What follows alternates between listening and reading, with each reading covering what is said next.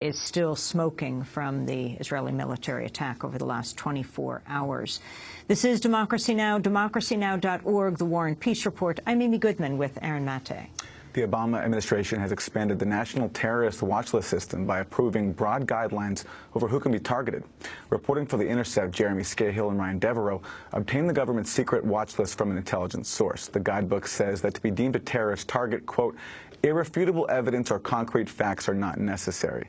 Both known and suspected suspects are tracked, and terrorism is so broadly defined it includes people accused of damaging property belonging to the government or financial institutions.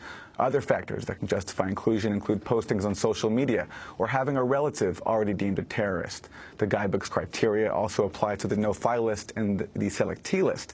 In a statement, Hina Shamsi of the American Civil Liberties Union said, quote, instead of a watch list limited to actual known terrorists, the government is secretly blacklisting people as suspected terrorists and giving them the impossible task of proving themselves innocent of a threat they haven't carried out. Democracy Now! Invited the National Counterterrorism Center to join us on our program. They declined our request. A spokesperson sent us a statement that read in part, without speaking to the authenticity of the document referenced in the article, the watch listing system is an important part of our layered defense to protect the United States against future terrorist attacks. Before an American may be included on a watch list, additional layers of scrutiny are applied to ensure that the listing is appropriate, they said. Well, for more, we're joined by Jeremy Scahill and Ryan Devereaux of The Intercept. Their new article is headlined, The Secret Government Rulebook for Labeling You a Terrorist. Jeremy is also the producer and writer of the documentary film Dirty Wars, The World is a Battlefield, and author of a book by the same name. We welcome you both back to Democracy Now! Jeremy, first, how did you get a hold of this book? Well, I mean, we're not going to discuss sources, or, the Obama administration likes to talk about sources and methods, and ironically now, journalists have to be very, very careful in protecting our sources and how we get information. So we're not going to talk about the way that we got the document, but the document itself is something that has been fiercely and actively kept secret by the Obama administration, and the principles upon which this document is based were fiercely guarded as well by the Bush administration. In fact, Eric Holder went so far as to say in a sworn affidavit in a court suit that was brought by an American citizen challenging their watch listing status, that it's a state secrets privilege covered, and that if this were to be released, it would provide a roadmap essentially for undermining the watch listing system.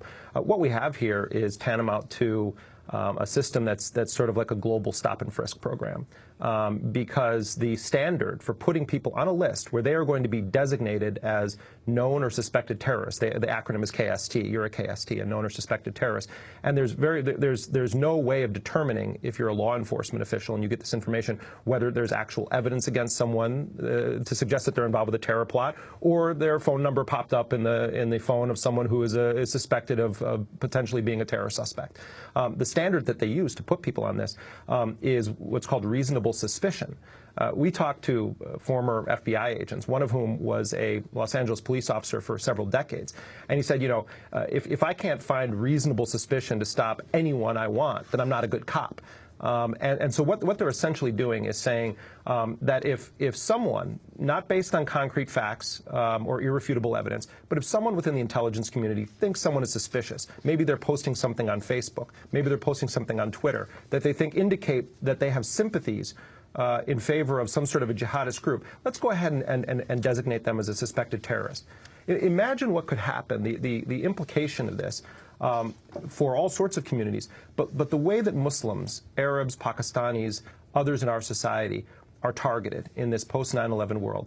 Imagine if you are an Arab man and you have a beard and you are driving your car in a rural community somewhere in the South, in the United States, and you have a busted taillight, and a sheriff's deputy pulls you over at night because of the busted taillight. The sheriff goes up, he takes your license, he goes back and he runs it. He sees that he has someone that has been designated by the U.S. intelligence community as a known or suspected terrorist. What kind of danger is this individual going to be in now? And let's say that it's a case of mistaken identity, that he's not actually a known or suspected terrorist, that he has the same name as someone, or his number popped up in someone else's phone. The likelihood of that sheriff thinking as a suicide bomber in the car is probably pretty high. And so this could have real life implications for the liberty and also life of people. But in a broader sense, this designation can secretly be used in court proceedings. It can prevent you from getting employment. You can be designated as a representative of a terrorist organization, even if you are not affiliated with that terrorist organization. You can have a designation of being a part of a terrorist group, even if the U.S. government has not designated that group as a terrorist organization. The short of it is this, Amy. When you take the reasonable suspicion standard, which is like stop and frisk, where you say, oh, these kids look like they're hanging out up to no good, I'm going to go and frisk all of them right now. When you take that and then you look at this wide-ranging definition of what constitutes terrorist activity, there is so much room open for massive violations of civil liberties. The other component of this that Ryan and I discovered that I think bears a lot of scrutiny is that all of these principles in this previously undisclosed watch listing guidance were shared in some form or another with at least, it's 22 foreign governments, with a network of private contractors. The NCTC would not tell us the corporate entities that are given this information, nor would they tell us the foreign governments. Our government is sharing this information, including designating its own citizens as known or suspected terrorists, with all of these foreign states and with private entities, private contractors, and not sharing what amounts to a parallel shadow legal system where we're not allowed to know the rules. We're not allowed to know what it would be that we would do that would have our government secretly designate us as a known or suspected terrorist. Ryan, who decides the people that get on this list? And what are the implications for combating crime having such broad criteria for inclusion?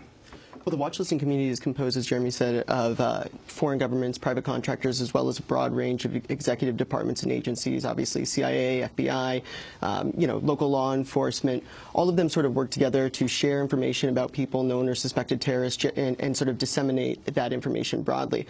The law enforcement impacts and the counterterrorism impacts are actually really important to look at, because for years this system has been criticized in internal government reports, in the media, for gathering too much information, basically creating a haystack, a huge haystack, which makes it much more difficult to find the needle. So basically you have people within the watchlisting community complaining that they're drowning in information. This is a criticism that's surfaced again and again for years. How many people are on the list? Well, it depends on what list you're talking about. If you're talking about the terrorism screening database, which is the watch list, it's increased to several 100,000 people over recent years. The TIDE database, which is the government's largest repository for terrorism information, and obviously they keep these numbers secret, is much larger than the actual watch list, and that information is kept classified.